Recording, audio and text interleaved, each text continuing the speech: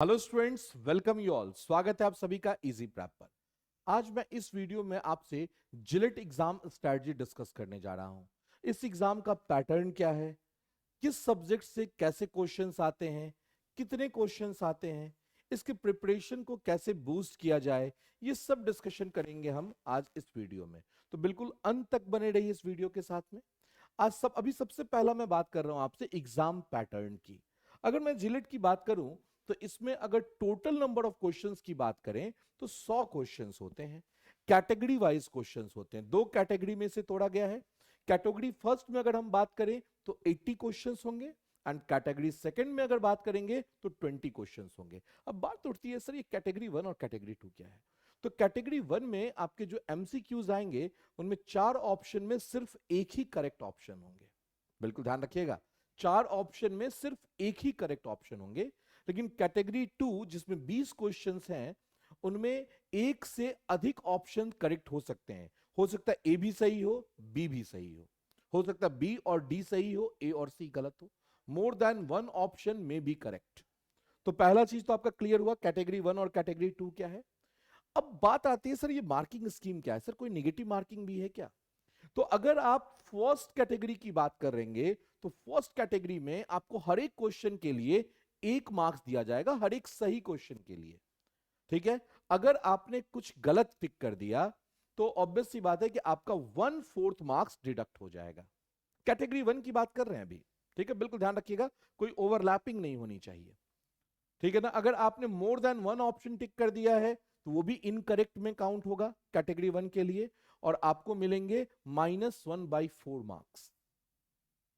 ठीक है, तो ना तो आपको मल्टी ऑप्शन टिक करने हैं कैटेगरी 1 के लिए, ना ही गलत ऑप्शन टिक कर रहे हैं। हाँ, अगर आप कोई भी आंसर टिक नहीं कर रहे हैं, कोई भी ऑप्शन, तो इसके लिए आपको 0 मार्क्स अवार्ड किया जाएगा। कोई नेगेटिव मार्किंग का वहां पे स्कीम नहीं है। कैटेगरी 2 में हर एक क्वेश्चन के लिए आपको 2 मार्क्स मिलेंगे। हर एक क्वेश्चन के लिए आपको मिलेंगे 2 मार्क्स। अब मान लो suppose A B C D 4 option है, ए एंड बी सही है, आपने ए तो टिक किया और सी टिक कर दिया साथ साथ, मतलब आपने एक इनकरेक्ट ऑप्शन टिक कर दिया। उस केस में वो पूरा का पूरा जो आंसर है क्वेश्चन है वो आपका गलत माना जाएगा और इसके लिए आपको मिलेंगे 0 मार्क्स। इसके लिए मिलेंगे आपको 0 मार्क्स। अब सपोज मान लो आपने A B C D 4 option है, ए और बी सही आंसर है, आपने सिर्फ ए ही टिक किया, तो ये आपका पार्शियली करेक्ट है। अब इसके लिए जो मार्क्स आपको मिलेंगे वो आपका एक फॉर्मूला डाल दिया गया, टोटल मार्क्स 2 है, इसमें number of correct option marks, आपने कितने ऑप्शन मार्क किए, तो आपने एक ही ऑप्शन मार्क किए। सही कितने थे? 2 सही थे। क्लियर, आपने एक ही किए, सही कितने थे? 2, तो 1/2, 2 इंटू 1/2 ये मार्क्स। अगर 3 ऑप्शन सही थे, आपने एक ही टिक किए, तो 1/3, 2/3 हो जाएगा। ये इस हिसाब से मार्क्स डिस्ट्रीब्यूशन है कैटेगरी सेकंड कैटेगरी के लिए। तो मेरे ख्याल से कैटेगरी 1 और कैटेगरी 2 की कहानी आपकी ये क्लियर होगी, कितने मार्क्स मिलेंगे और कितने मार्क्स डिडक्ट होंगे। अब इसके बाद अगर हम बात करेंगे, मैक्सिमम मार्क्स 120 है। मैक्सिमम मार्क्स जो है दैट इज 120। कैसे? तो 80 क्वेश्चन 80 मार्क्स और 20 क्वेश्चन तो 40 मार्क्स। कैटेगरी 2 में हर एक क्वेश्चन 2 मार्क्स के हैं, तो आपको मिलेंगे 40 मार्क्स। अब इसके बाद हम बात करते हैं कि सर अगर क्वेश्चन आस्किंग पैटर्न की बात करें तो सब्जेक्ट वाइज वेटेज में बड़ा कंफ्यूजन होता है कि क्या वेटेज है। मतलब कोई कंफ्यूजन वाली बात नहीं है। आपको पढ़ने mathematics, physics, chemistry, fundamental of electrical and electronics engineering. अगर हम मैथ्स की बात करें तो मैथ्स में कैटेगरी 1 में 30 क्वेश्चन होंगे जो कितने मार्क्स रखेंगे? 30 मार्क्स। कैटेगरी 2 की अगर बात करेंगे तो वो आपके 10 क्वेश्चन रखेंगे, ठीक है, जो कितने मार्क्स रखेंगे? 20 मार्क्स। तो टोटल मैथ्स का वेटेज है 50 मार्क्स का। टोटल मैथ्स की अगर बात करें तो 50 मार्क्स आपका कवर अप करेगा। इसके बाद अगर मैं फिजिक्स की बात करता हूं तो कैटेगरी 1 25 क्वेश्चन, कैटेगरी 2 जो है वो 5 क्वेश्चन है, मतलब टोटल 30 क्वेश्चन होंगे जो कि 35 मार्क्स के होंगे। ठीक है, अगर मैं केमिस्ट्री की बात करता हूं तो 15 क्वेश्चन है कैटेगरी 1, 5 क्वेश्चन है कैटेगरी 2, मतलब टोटल क्वेश्चन जो है वो 20 है और टोटल मार्क्स की अगर बात करेंगे तो 25 है। ठीक है, fundamental of electrical and electronics engineering में 10 क्वेश्चन है कैटेगरी 1 से ही, कैटेगरी 2 में इस चैप्टर से कोई सब्जेक्ट से कोई क्वेश्चन नहीं आएंगे।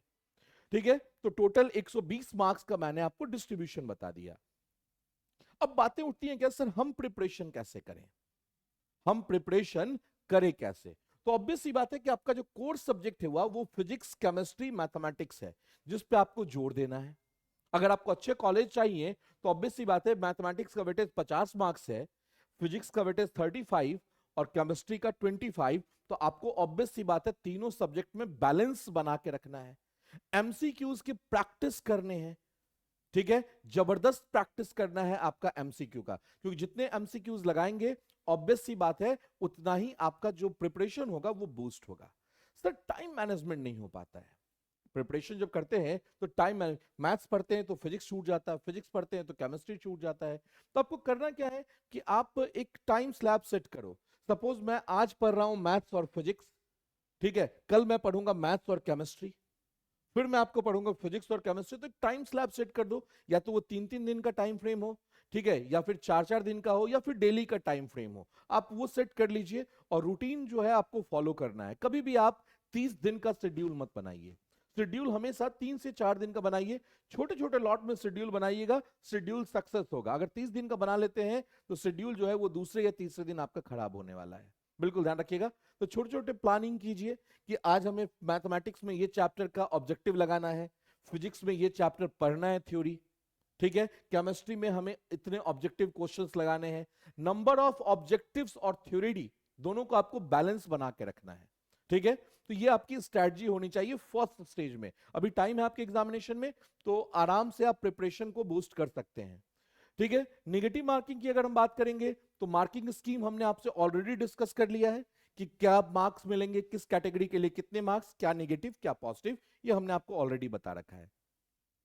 अगर मैं इजी प्रैप की बात करूं तो इजी प्रैप के ऐप के ऊपर आपको लीड का बैच दिखेगा, ठीक है, जहां हम लोग detailed course with objective with practice session करवा रहे हैं क्लासेस। अगर आप अपने प्रिपरेशन को बूस्ट करना चाहते हैं, बिल्कुल ध्यान रखिएगा, तो इजी प्रैप पे कोर्सेज चल रहे हैं डेडिकेटेड। अगर हम बात करेंगे तो जीलेट के लिए अब हमने 3 बैचेस बेसिकली स्टार्ट किए हैं। एक रिकॉर्डेड फॉर्म में बैच है, इसके बाद एक लाइव क्लासेस है, और एक आपका प्लस बैच है। सर ये recorded batch, live batch, plus batch की क्या कहानी है? तो रिकॉर्डेड बैच में आपको कंप्लीट सिलेबस जो है वो आपको रिकॉर्डेड फॉर्म में अवेलेबल होगा, जिसको कि आप n नंबर ऑफ टाइम्स देख सकते हैं। साथ साथ आपको पीडीएफ नोट्स, जो क्लास नोट्स हैं, वो आपको प्रिंटेबल फॉर्म में अवेलेबल होगा। लाइव बैच में क्या होगा, रिकॉर्डेड बैच के साथ साथ लाइव क्लासेस भी चलेंगे। ठीक है, रिकॉर्डेड क्लासेस तो अवेलेबल होंगे ही, साथ साथ आप लाइव क्लास भी देख सकते हैं। प्लस बैच में कुछ एडिशनल फीचर्स हैं, रिकॉर्डेड क्लासेस अवेलेबल होंगे, लाइव क्लासेस चलेंगे, इसके बाद आपको प्रैक्टिस क्वेश्चंस दिए जाएंगे, number of practice questions practice करवाए जाएंगे, इसके साथ साथ आपके मॉक टेस्ट भी उसमें इंक्लूड हैं। तो बिल्कुल मैक्सिमम स्टूडेंट जो है वो प्लस बैच की तरफ जाते हैं। अगर अभी रिपब्लिक डे सेल चल रहा है बेसिकली, अगर आप रिकॉर्डेड बैच की बात करेंगे तो रिकॉर्डेड बैच का प्राइस अभी फिलहाल रिपब्लिक डे सेल में 599 है। अगर मैं लाइव बैच की बात करूं तो दैट प्राइस इज 899। और अगर हम बात करेंगे प्लस बैच की तो वो प्राइस है आपका 1199 रुपए। तो आपको करना क्या है, प्ले स्टोर में जाइए, इजी प्रैप ऐप डाउनलोड कीजिए, और स्टोर में जाके आप कोर्स सर्च कर सकते हैं जिलेट। जिलेट में आपको तीनों बैचेस दिख जाएंगे। टाइम वेस्ट मत कीजिए, क्योंकि ये ऑफर जो है ये लिमिटेड टाइम के लिए है। तो जितनी जल्दी ऑब्वियस सी बात है आप कोर्स परचेज कर लेंगे, 2 फायदा, एक तो मॉनिटरल फायदा, आपका पैसा बचेगा। दूसरा फायदा आपका यह है कि आप आज से ही अगर प्रिपरेशन में लग जाएंगे तो आपको समय ज्यादा मिलेगा प्रिपरेशन के लिए। तो बिल्कुल फिर आपसे मिलेंगे नेक्स्ट वीडियो किस में, तब तक के लिए thank you and all the best.